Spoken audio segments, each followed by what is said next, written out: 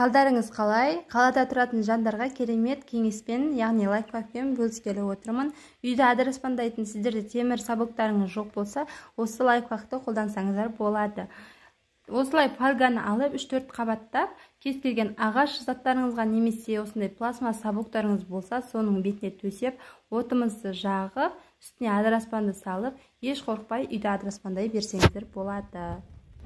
Мен жиі қолданатын лайфхактың түрі, міндетті түрде жасап көріңіздер. Қалада тұратын достарыңызға, құрбыларыңызға жіберіп бөлісіп отырыңыздар.